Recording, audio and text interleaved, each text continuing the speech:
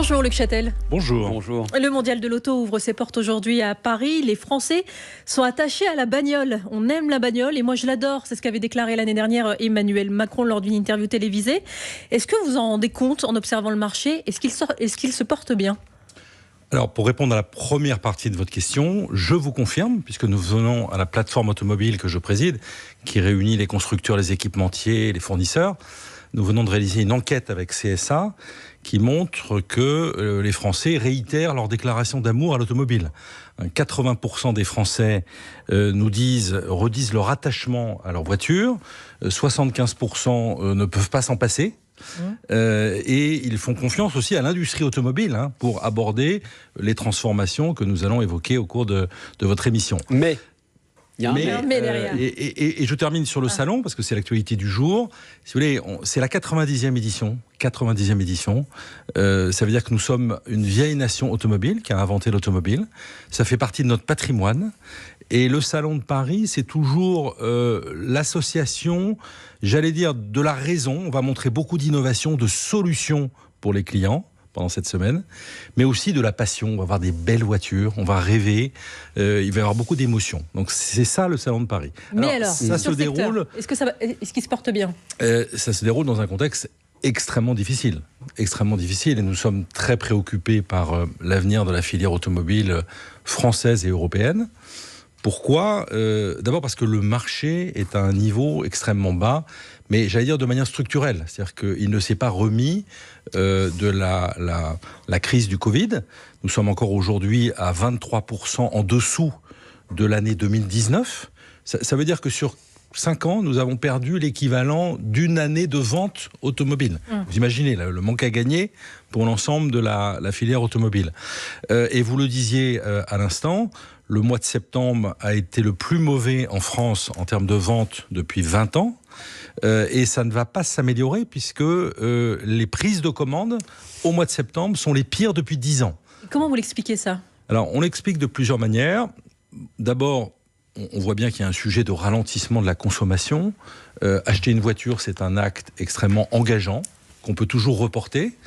Le prix des voitures est de plus en plus élevé. Je pense qu'on va y revenir dans votre émission. Oui, parce que... et notamment les véhicules électriques. Vous avez un dispositif d'aide qui est horriblement compliqué, qui fait d'ailleurs que dans la même enquête que j'évoquais il y a un instant, 2 Français sur 3 nous disent qu'ils ne comprennent rien au dispositif d'incitation et d'aide à l'achat de véhicules. Là aussi, on va y revenir. Et donc vous avez une addition de phénomènes. C'est jamais une raison unique, mais vous avez donc une addition de raisons, de critères qui font que le marché est structurellement bas. Et donc, nous qui sommes une industrie de volume, ça veut dire qu'elle est très fragilisée pour les constructeurs, mais aussi pour, et j'allais dire d'abord, pour la sous-traitance. Vous savez, cette industrie, elle a perdu près de 50 000 emplois en 7 ans. 50 000 emplois. Aujourd'hui, l'industrie automobile en France, c'est 350 000 emplois. Et elle est donc très fragilisée. Mais ce déclin-là que vous nous décrivez, il concerne à la fois les véhicules thermiques et les véhicules électriques ? Oui, là je vous parle de l'ensemble du marché. Je pense qu'on fera un focus sur le véhicule électrique. Ouais, mais peut-être avant de parler des consommateurs, parce que derrière il y a beaucoup d'emplois à la clé et il y a la question des emplois qui peuvent être menacés aujourd'hui ici en France. Est-ce que vous considérez que la crise actuelle va se traduire dans l'année qui vient par des fermetures de sites ou au moins des fermetures de lignes de production ? Malheureusement oui, puisque de grands équipementiers, des fournisseurs ont déjà annoncé des suppressions de postes dans notre filière. Je vous citais les chiffres, 50 000 emplois perdus en 7 ans, 37 000 depuis le Covid. Et nous avions fait des simulations avec l'Observatoire de la métallurgie qui réunit la filière avec les organisations syndicales. Nous avions fait des simulations en estimant que la filière perdrait de l'ordre de 65 000 emplois en 5 ans avec le passage vers l'électrique. Ça veut dire clairement en France que des sites comme ceux de Rennes, de Poissy sont menacés. On le comprend dans ce que dit le patron de Stellantis ce matin dans Les Échos. Le sujet... je n'ai pas d'informations précises sur les constructeurs sur ce sujet, et il faut être prudent. Ce que je constate, c'est que c'est dans la sous-traitance, chez les fournisseurs que le changement est le plus brutal. Pourquoi ? Parce que vous devez changer complètement de métier. Il faut bien imaginer que, évidemment, un consommateur, il va monter dans une voiture, il a l'impression qu'il y a juste le moteur qui change, et c'est là rien ne change sinon. C'est pas le cas. C'est-à-dire qu'une voiture électrique n'a rien à voir avec une voiture thermique. Donc si on vous écoute bien ce matin, c'est pas tant la baisse des ventes qui va produire la suppression de postes, c'est la reconversion vers l'électrique. C'est les deux. C'est-à-dire que si vous faites la transformation que je viens d'évoquer, où vous avez 30% de pièces en moins dans une voiture, où vous allez devoir réduire structurellement vos coûts parce qu'il y a un écart de prix entre la voiture électrique et la voiture thermique que le client, à juste titre, a du mal à accepter. Si ce travail, vous le faites à un moment où structurellement le marché est bas, ça devient infaisable, intenable. Et donc les entreprises de la sous-traitance sont en grand danger. Nos équipementiers sont en grande difficulté aujourd'hui. Alors sur l'achat justement des voitures électriques, pour nombre de ménages français, sans bonus écologique, c'est-à-dire les aides de l'État, impossible d'acheter un véhicule électrique. Dans le prochain budget, les aides à l'achat vont être drastiquement réduites. C'est une nouvelle catastrophe pour votre secteur ? Alors, il faut bien expliquer à vos auditeurs, donc il y a un écart de prix de revient entre le véhicule thermique et le véhicule électrique, qui est de l'ordre de 40 à 50% selon les modèles, qui est lié au coût de la batterie. Voilà. Et nous avions expliqué au pouvoir public, il y a déjà 5 ans, au moment où nous avons pris ce virage, et encore plus depuis 2 ans, avec la perspective de l'interdiction des moteurs thermiques en 2035, qu'il faudrait du temps à l'industrie automobile pour amortir ce choc et pour proposer des véhicules au même prix que les véhicules thermiques. Ça veut dire quoi ? C'est-à-dire que si on veut qu'il y ait toujours des clients à la fin, eh bien ça passe par une période transitoire où il faut des bonus, des incentives. Il faut encourager la demande de véhicules. En France, je dois dire que les gouvernements précédents ont été très allants sur ce sujet, et la filière a été accompagnée, puisqu'on a eu des bonus à un niveau élevé. Ça a démarré à 7 000 €, c'était 4 000 € encore cette année.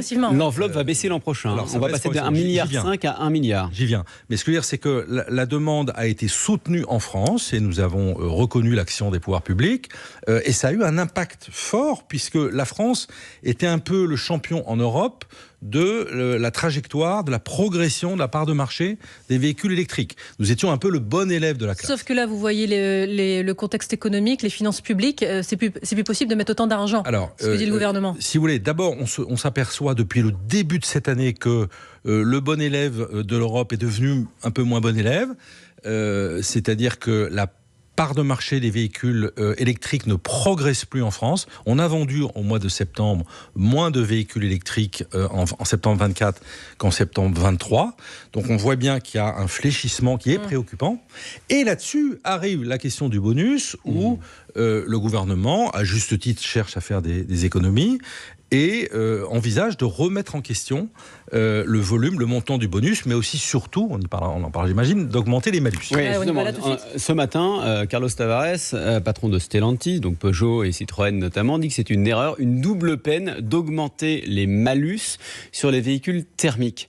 Dans quelle mesure ? Parce qu'il y a la carotte, on en a parlé, c'est le bonus, mais il y a aussi le bâton. Après tout, ça peut aussi contribuer à doper les ventes de voitures électriques. Alors, nous avons toujours adhéré à la filière automobile au principe de péréquation, c'est-à-dire de dire on va prendre sur les véhicules. Nous sommes, si vous voulez, prenons un peu de recul. La filière automobile, elle est actrice du changement climatique. Elle se veut exemplaire en la matière. Elle a décidé de décarboner les transports. Et elle va être apporteuse de solutions. Donc, ensuite, il y a les solutions. Les solutions, c'est l'électrique. Je vous ai parlé de l'écart de prix, de coût de revient, etc. Donc, il faut des bonus. Pour avoir des bonus, d'avoir un système de financement par des malus, c'est assez logique, ça se défend. Et donc nous avons toujours adhéré à cette idée. Qu'est-ce qui est en train de se passer ? Ce qui est en train de se passer, c'est qu'on va raboter les bonus et on va augmenter significativement les malus.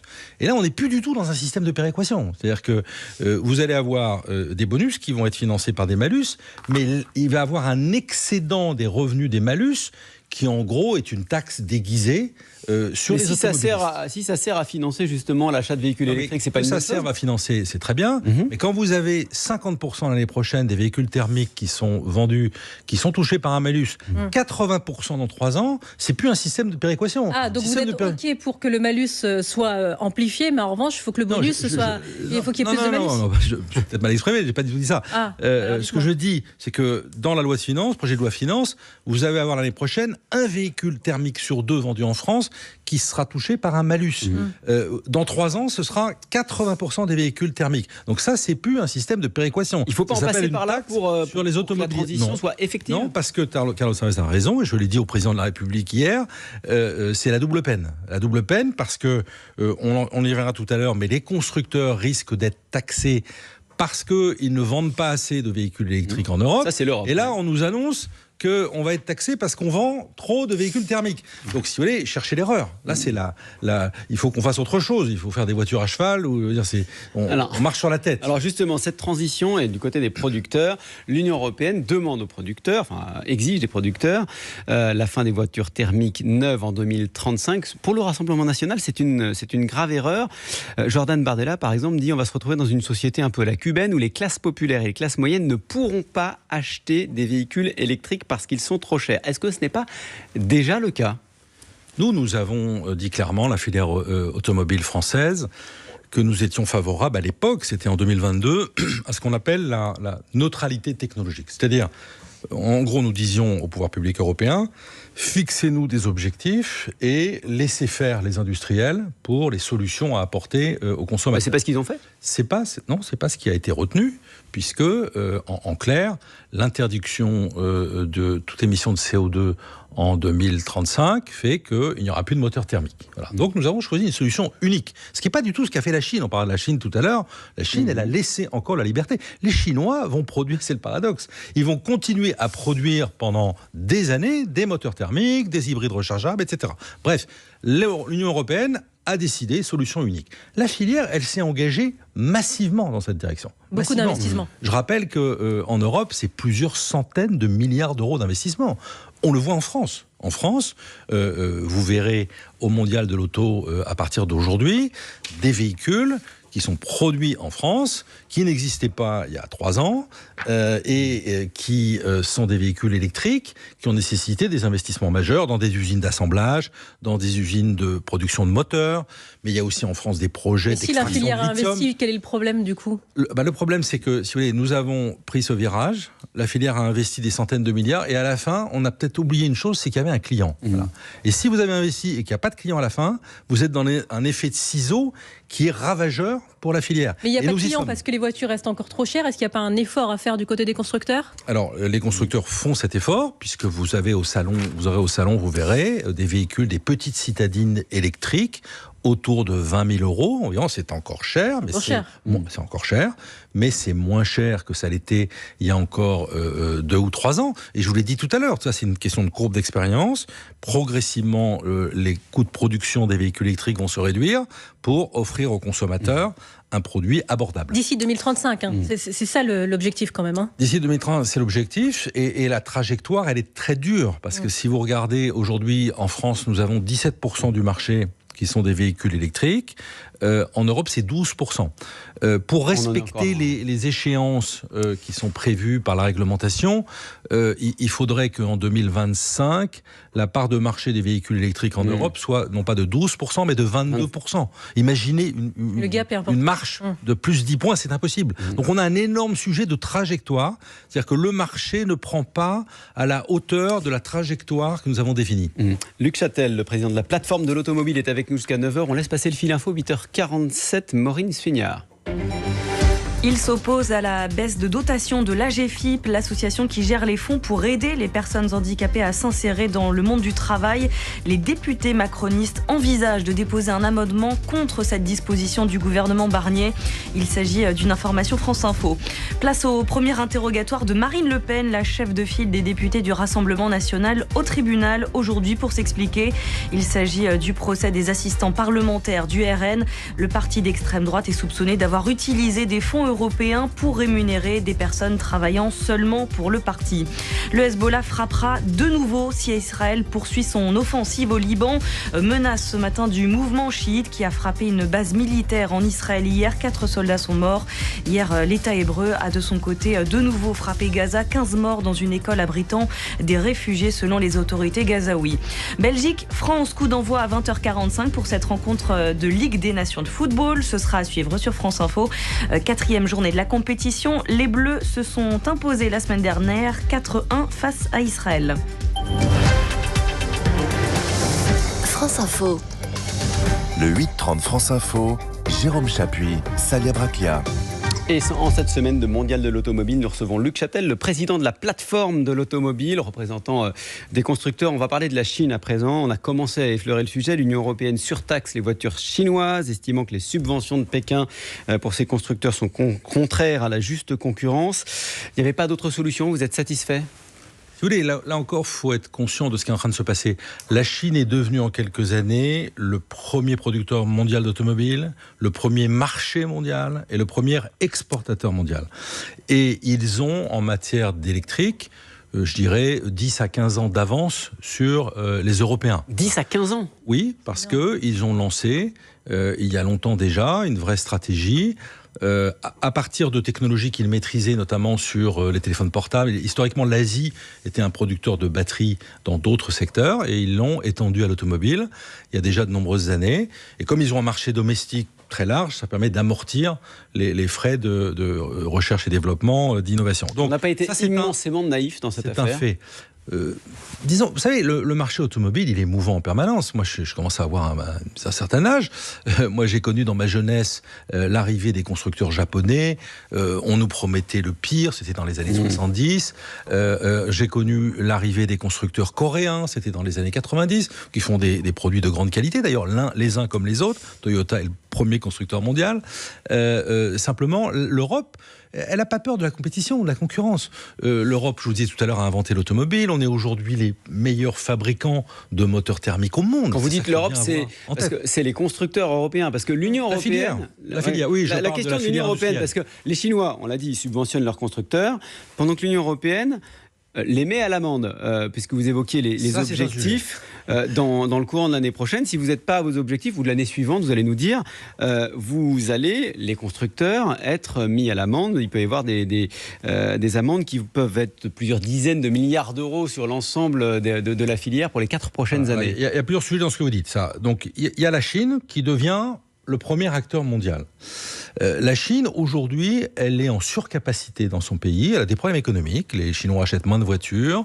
Il y a à peu près 300 constructeurs chinois aujourd'hui dans l'électrique. Il va y avoir une consolidation. Voilà, ça va tanguer. Ils ne peuvent pas exporter aux États-Unis.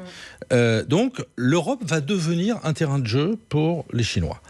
La question que nous devons nous poser collectivement, c'est de savoir quelle est notre réaction par rapport à cela. Et j'étais en train d'expliquer notre réaction. Notre réaction, c'est de dire la compétition à la loyale, pas de sujet. Je veux dire, les constructeurs automobiles, la filière, ce sont des compétiteurs. On innove en permanence. C'est les premières dépenses d'innovation en France et en Europe. Donc pas de sujet. Simplement que la concurrence doit être loyale. Elle ne l'est pas. Ce que l'Europe a constaté en effectuant une enquête, je parle là de la Commission européenne, eh bien, c'est que manifestement, il y a eu des aides d'État massive aux constructeurs chinois, et donc c'est assez logique de compenser ces aides d'État par des barrières douanières provisoires, le temps que le marché se stabilise en la matière. Sauf que vous le savez, Luc Châtel, ça a des répercussions sur d'autres filières. La filière du cognac, par exemple, qui va être davantage taxée par les Chinois à l'importation, elle se dit sacrifiée parce qu'on essaie de vous privilégier. Alors, moi, j'ai beaucoup d'amitié et d'estime pour la filière cognac, mais on négocie pas avec un pistolet sur la tempe. C'est pas raisonnable. Et vous savez, les Chinois, ils veulent venir en Europe. D'ailleurs, au Salon de Paris, vous avez plusieurs constructeurs chinois avec de belles innovations. Il faut qu'ils comprennent quelles sont les règles du jeu de l'Europe. Vous savez, quand il y a 20 ans, les Chinois, qui ne savaient pas faire d'automobile, ont demandé aux constructeurs européens, aux équipementiers européens de venir en Chine, de venir investir. Ils ont fixé des règles. Ils ont dit, par exemple, tout en joint venture, c'est-à-dire 50-50. Ils ont fixé des règles en matière de transfert de technologie, en matière de sourcing, d'approvisionnement de pièces. Voilà. Eh bien, fixons les mêmes règles. Ce sont les règles des Chinois. Donc, il faut édicter des règles dans le cadre de cette ouverture du marché. On n'oublie pas que vous avez été ministre de l'Industrie dans une autre vie précédemment. On n'oublie pas non plus, puisque vous parlez d'il y a 20 ans, qu'il y a 20-30 ans, on disait dans les écoles d'économie que la France devait être une terre d'entreprises sans usine. À nous la matière grise, la conception, et puis à l'Asie, la construction. On est en train de payer le prix de ça, non ? En l'occurrence de cette pensée, oui. Clairement, et je n'ai jamais été de ceux... D'avoir été ministre de l'Industrie il y a 15 ans, ça amène à beaucoup d'humilité par rapport à ce qui s'est passé depuis 15 ans. Mais en l'occurrence, je n'ai jamais évoqué un pays sans usine, surtout quand on sait ce que représente le génie français dans notre industrie. Encore aujourd'hui, la conception des véhicules, l'innovation, vous verrez encore une fois au Mondial de Paris, de grandes innovations qui sont le fait des ingénieurs français. Mais si on ne peut pas les produire avec nos usines chez nous, alors, ça revient trop cher. Je prolonge ma réponse pour répondre plus précisément à votre question. Oui, je pense que l'Europe est capable d'être trop naïve. Quand elle décide de se faire harakiri sur la technologie qu'elle maîtrise, on parle beaucoup de souveraineté, mais aujourd'hui, l'Europe, elle est souveraine en matière d'automobile. C'est-à-dire que nous maîtrisons l'ensemble des détails de la chaîne de valeur. Nous fabriquons les meilleurs moteurs thermiques au monde. Et on décide d'arrêter pour choisir la technologie du pays qui est en train d'arriver en Europe et qui a 20 ans d'avance sur nous. Choisir l'écologie. Donc là, vous dites, on s'est fait harakiri sur le diesel, c'est clair ? C'est ça ? Ah ben bien sûr, on s'est fait harakiri, puisqu'on a décidé d'arrêter une technologie dans laquelle nous étions souveraines. Oui, mais pour choisir l'écologie aussi, Luc Châtel. Pour choisir l'environnement, pour choisir l'avenir de la planète. Et nous choisissons l'environnement, mais je complète ma réponse. Elle l'a fait sans l'accompagner d'une vraie stratégie industrielle. C'est ça le sujet. C'est qu'on a mis la charrue avant les bœufs. Je vous parlais des Chinois tout à l'heure. Les Chinois, ils ont fait un grand plan stratégique où ils savent qu'en 2040, ils doivent être zéro carbone, et ils ont mis en place un plan d'investissement massif sur les différentes technologies. La batterie d'abord, mais ensuite l'hybride rechargeable, l'hydrogène, et par voie de conséquence sur toutes les filières d'approvisionnement, d'approvisionnement de l'hydrogène, de production d'hydrogène, de production d'électricité. C'est largement subventionné. Donc, alors ce sont des investissements d'État, mais aussi des entreprises, les deux. Mais en tout cas, il y a un plan stratégique. Il n'y a pas de plan stratégique en Europe. Et d'ailleurs, aujourd'hui, nous, la filière automobile française, nous appelons à un vrai pacte européen pour l'automobile. C'est-à-dire qu'on nous demande de changer complètement de technologie. Nous l'acceptons parce que, encore une fois, nous devons apporter une réponse aux défis climatiques. Mais à côté de ça, il faut qu'on ait une vraie vision, un vrai plan. Et ce plan stratégique, à mon sens, il doit comporter un plan massif d'investissement dans l'innovation en Europe, un accompagnement des salariés, on parlait tout à l'heure de ce qui se passe dans les entreprises pour la formation et la reconversion des salariés qui vont être victimes de cette transition. Et puis enfin, on parlait des bonus tout à l'heure, c'est aberrant qu'on n'ait pas de bonus au niveau européen. Vous savez, nos constructeurs, ils produisent les mêmes voitures dans les mêmes usines qui vendent partout en Europe, et il n'y a pas deux pays où c'est la même règle. Donc c'est pas possible. Alors vous l'avez dit, on a 15 ans de retard sur la Chine en termes de véhicules électriques. Aujourd'hui, on essaie de rattraper le retard avec l'implantation en France, notamment de gigafactories de batteries électriques. On développe aussi les mines de lithium pour réduire notre dépendance à l'importation. Pourtant, si on prend l'exemple de l'usine XXL dans le Pas-de-Calais, sur les 2000 batteries de voitures électriques attendues quotidiennement, seules 100 sortent chaque jour. De nombreuses anomalies sont encore détectées quotidiennement. Pourquoi on n'est pas encore au point ? Pourquoi on n'y arrive pas ? Mais ça, c'est normal. Ça peut paraître surprenant à vos auditeurs, mais pour les industriels, c'est quelque chose qui est normal. Ne demandez pas aux industriels français, européens, de faire en 4 ans ce que les Chinois ont fait en 15 ans. Voilà. Donc nous avons, là encore, une courbe d'expérience. Il y a dans ce métier, c'est un métier très complexe. La batterie, ça n'a rien à voir avec l'automobile. Il faut bien imaginer que la batterie, c'est de la chimie. Ça n'a rien à voir avec l'automobile. Et on a ce qu'on appelle du rebut, des taux de rebut élevés dans ce métier.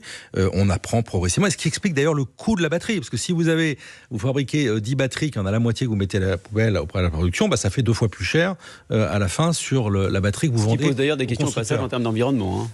Oui, alors nous travaillons beaucoup là-dessus. Au Mondial de Paris, vous avez des solutions qui sont présentées en matière de recyclage des batteries, en matière d'extraction des minerais. Parce que là encore, il faut constituer une nouvelle chaîne de valeur. C'est-à-dire qu'il faut que, demain, on soit souverain en la matière, qu'on protège nos approvisionnements, que l'Europe ne soit pas dépendante de certains approvisionnements. Produire 2 millions de véhicules électriques en France d'ici 2030, c'est l'objectif du gouvernement ici en France. Est-ce que c'est réaliste ? Ça n'est pas... quand on regarde la trajectoire actuelle, les 17% de part de marché que j'évoquais de véhicules électriques, je rappelle que l'année dernière, nous avons vendu 300 000 véhicules électriques en France. Donc, c'est difficile. La pente est raide, comme aurait dit un ancien Premier ministre. Jean-Pierre Raffarin. Donc, c'est compliqué. Nous faisons tout pour le réaliser. Mais c'est compliqué, encore une fois, et on a vraiment besoin... Non, ça veut dire que vous n'y arriverez pas. On verra. Aujourd'hui, c'est extrêmement difficile de faire des prévisions fiables à 5 ans, à 7 ans, à 10 ans. Ce que nous constatons, c'est que les projections que nous avions réalisées, d'avoir 25% de part de marché sur l'électrique l'année prochaine, d'avoir 50% en 2030, ne seront probablement pas respectées. Merci Luc Châtel d'avoir été avec nous. Voilà, on va vous laisser partir au Mondial de l'automobile puisqu'il ouvre aujourd'hui. Il va ouvrir demain pour le grand public. Je rappelle que vous êtes le président de la plateforme de l'automobile. Je vous laisse en compagnie de Salia Braclia et Renaud Dely dans quelques minutes les informer.